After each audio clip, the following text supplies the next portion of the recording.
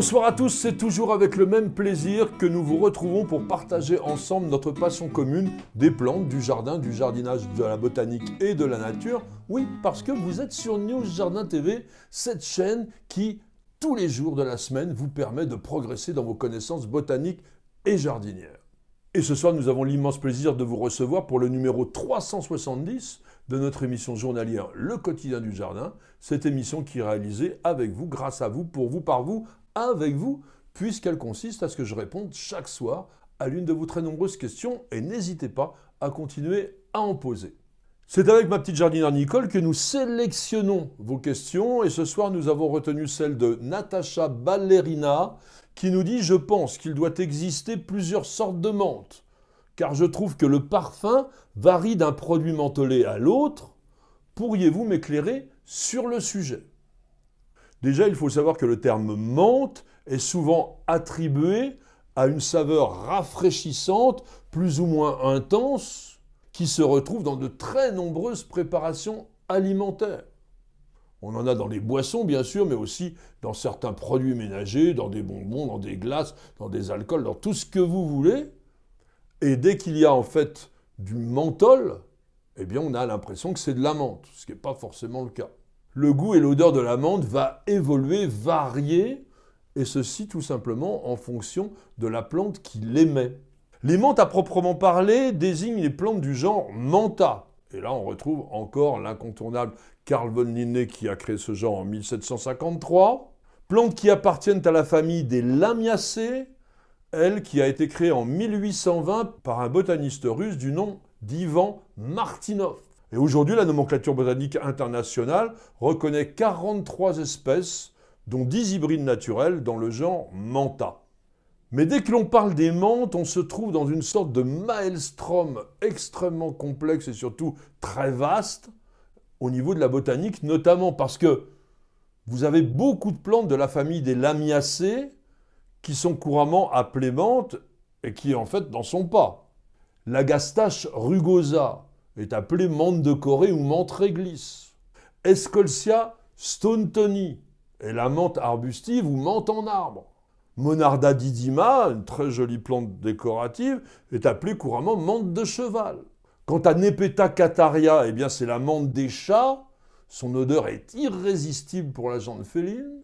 Plectranthus amboinicus, c'est la menthe indienne. Pycnanthemum muticum, la menthe des montagnes. Et Prostanthera cuneata, la menthe d'Australie ou menthe du bush. Mais il y a aussi des plantes qui n'appartiennent pas à la famille des Lamiacées, que l'on désigne aussi sous le nom de menthe. Par exemple, Polygonum odoratum, qui est une polygonacée, c'est la menthe vietnamienne. Et puis surtout, Tanacetum balsamita est très connue sous le nom de menthe coque, voire de menthe à bouquet. On l'appelle aussi parfois feuille de Saint-Pierre ou même menthe de Notre-Dame. Et là, on a affaire à une astéracée. Je vous propose donc de consacrer cette émission uniquement aux principales espèces du genre Mentha, celles que l'on cultive couramment dans nos jardins. Et ce nom Mentha dérive de Minta, du grec, qui désignait la plante depuis très longtemps. Les menthes du genre Mentha sont des plantes cosmopolites qui présentent la particularité de pouvoir s'hybrider naturellement, et ceci de façon très importante. Donc au niveau de la classification, c'est extrêmement complexe, et c'est ainsi que plus de 3000 noms d'espèces, sous-espèces et variétés ont été publiés dans ce genre Mentha. Mais au niveau botanique, la majorité sont considérés soit comme des synonymes, soit comme des noms totalement invalides. Voyons maintenant en détail celles qui nous intéressent le plus, à commencer évidemment par Mentha spicata, qui est la menthe verte ou menthe commune, que l'on appelle aussi menthe des jardins, menthe douce, menthe baume, menthe en épi, menthe marocaine, menthe Notre-Dame, menthe sauvage, menthe sylvestre. C'est une plante vivace rhizomateuse, indigène en Europe, et son nom d'espèce spicata signifie qui fleurit en épi. La plante forme une touffe de 30 à 80 cm de haut qui va s'étendre rapidement avec ses rhizomes au point de devenir vraiment envahissante. Donc je vous conseille impérativement de la cultiver dans un pot ou dans un bac, ça dépend de la quantité que vous voulez, sinon vous en aurez partout dans le jardin.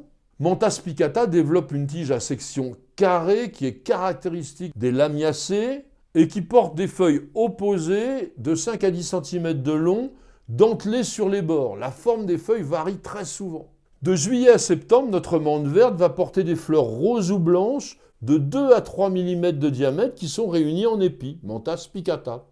Et il existe une sous-espèce qu'on appelle couramment la menthe crépue ou la menthe romaine, plante de 40 à 60 cm de haut, caractérisée par des feuilles crispées qui lui donnent vraiment une forme originale, plante très fortement aromatique, mais dont les usages sont absolument identiques à ceux de l'espèce type.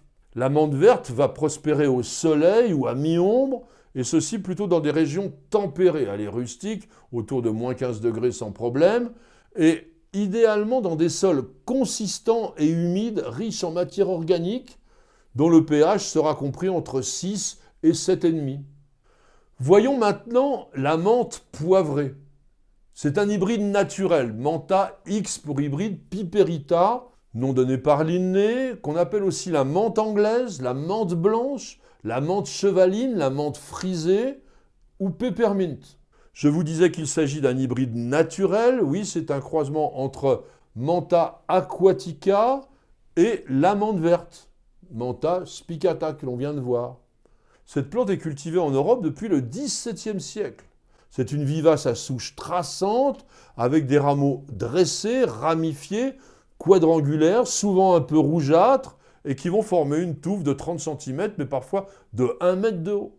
Les feuilles qui mesurent de 4 à 10 cm de long sont opposées, lancéolées, ovales, avec le bord denté, et elles se colorent légèrement de pourpre au soleil.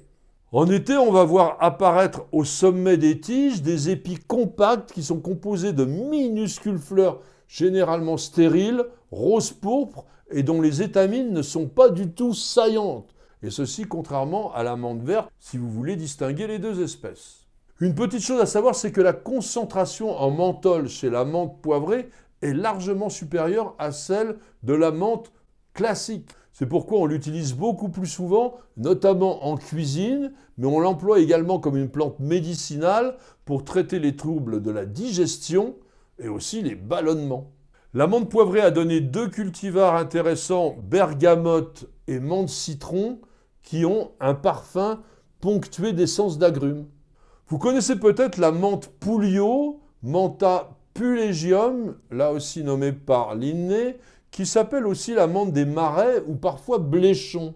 C'est une espèce d'origine méridionale qui était principalement utilisée pour éloigner les puces, d'où son nom d'espèce d'ailleurs, du latin pulex puce ou puceron, Mentha pulegium. C'est une vivace buissonnante aux tiges rampantes ou dressées qui mesure entre 10 et 40 cm de haut. La tige, elle est cylindrique, ramifiée, et elle porte des feuilles de 1 à 3 cm de long, parfois presque rondes, mais à peine dentées et velues au revers. En été, vous verrez apparaître des épis de fleurs mauves qui mesurent environ 1,5 cm de long et qui durent assez longtemps. Mentha pulegium est une espèce à la saveur amère et très piquante, ce qui fait que l'on l'utilise surtout comme insecticide et c'est même un remède populaire contre les poux. La menthe de Corse, Mentha requieni, qu'on appelle aussi menthe de Requien, a été décrite et nommée en 1833 par le botaniste systématicien anglais George Bentham. C'est une vivace qui est spontanée en Corse et en Sardaigne, plante assez frileuse, autour de moins 5 degrés minimum, et qui est très différente parce qu'elle forme un tapis dense qui ne dépasse pas 10 cm de haut, mais en revanche qui s'étale très largement. Les feuilles sont toutes petites, 3 à 5 mm de diamètre, ovales, et elles dégagent un très fort parfum mentholé et poivré à la fois, mais aussi une sensation de grande fraîcheur. La floraison mauve estivale est extrêmement discrète, les fleurs mesurent à peine 1 à 2 mm de long, elles sont tubulaires et de couleur lilas. Mentha requieni pousse très bien à l'ombre et elle peut s'étendre rapidement si les conditions lui conviennent et vous la taillerez absolument sans aucune gêne. Et j'aimerais vous signaler également Mentha aquatica que l'on a évoqué dans son hybridation pour avoir la menthe poivrée, qui est la menthe aquatique ou menthe d'eau, que l'on appelle aussi parfois menthe blanche, menthe à grenouille, baume de rivière, riolet ou menastre. Plante qui croît dans tous les prés humides de France. C'est une plante vivace qui développe de longs rhizomes fins sur lesquels se forment des tiges de 20 à 80 cm de hauteur qui sont souvent pourpre rougeâtre. Les feuilles, elles, de 3 à 10 cm de long sont ovales, lancéolées, dentées, très aromatiques. Et en été, nous avons des fleurs tubulaires lilas de 2 à 5 mm de long, groupées en bouquets terminaux, souvent arrondis. Mentha aquatica est souvent utilisée pour stabiliser les berges des étangs, mais au jardin, vous pouvez la planter dans un pot immergé à 15 cm de profondeur environ. Les menthes sont cultivées depuis l'Antiquité. Déjà, Pline, dans ses écrits au 1er siècle, les mentionnait pour tresser des couronnes aux jeunes mariés. Mais à l'inverse, très longtemps avant, 3 siècles précédemment, Aristote et Hippocrate estimaient la plante anaphrodisiaque et la jugeaient contraire à la génération. Et puisque nous évoquons l'Antiquité, je ne peux pas m'empêcher de vous raconter quand même une petite histoire mythologique qui veut que la nymphe Mintée, qu'on appelle aussi Mentée, ait été dérangée dans ses ébats avec Pluton ou Hadès, tout simplement par la femme de ce dernier, Proserpine, ou Perséphone, qui était la reine des enfers, la déesse du printemps. Et dans sa rage, elle aurait piétiné la maîtresse de son mari et l'aurait transformée en plante. Alors Pluton prit de pitié pour son amante et souhaitant surtout conserver son souvenir éternellement, lui aurait donné son odeur inimitable et particulièrement puissante. À partir du XIVe siècle, au Moyen-Âge, la menthe a été abondamment cultivée, et ceci pour ses vertus médicinales. Mais aussi elle avait une réputation aphrodisiaque. Et un écrit du XVIe siècle précise même que l'odeur de la menthe apaise les maux de l'âme et réjouit le cœur de l'homme. Alors c'est pourquoi on la répandait dans les chambres, dans les lieux aussi que l'on appelle lieux de récréation, vous voyez ce que je veux dire, lieux de plaisir, de repos, et où se déroulaient des fêtes et des banquets. Et puis sachez bien sûr que l'huile essentielle de menthe est très utile, ça laisse passer les nausées par exemple, mais il ne faut jamais en abuser. Et on a découvert surtout une action larvicide efficace sur les moustiques, et aussi une activité antibactérienne qui pourrait amener à avoir des produits demain naturels pour lutter contre certaines affections, à la fois chez les humains et dans les jardins. Et pour terminer, je vous propose maintenant de satisfaire à la tradition avec quelques verres de menthe que j'ai composés spécialement pour vous. Les menthes sont des plantes assurément charmantes, généreuses, savoureuses, fortement odorantes. Altières ou rampantes, leur touffe toujours augmente, nourries par des racines de nature conquérante. Les feuilles, en subtiles essences amplement pourvues, pour le corps et les sens, offrent de multiples vertus. Mais si au jardin la voilà embarrassante, la menthe, mes amis, il faut qu'on la fragmente. Merci à tous et à chacun de nous avoir suivis. J'espère que vous avez savouré le parfum aromatique des menthes, parce que vous avez pu vous rendre compte que c'était un monde quand même très complexe. En tous les cas, merci beaucoup d'avoir posé la question. Toutes vos questions sont si diversifiées qu'elles nous permettent de créer de jour en jour, vous et nous, une superbe encyclopédie des plantes et du jardin en vidéo. Madame, monsieur, je vous souhaite de passer une excellente soirée et je vous donne rendez-vous dès demain pour de nouvelles aventures jardinières et bien sûr, pour un nouveau numéro de notre émission journalière, Le Quotidien du Jardin. C'est sur News Jardin TV et nulle part ailleurs.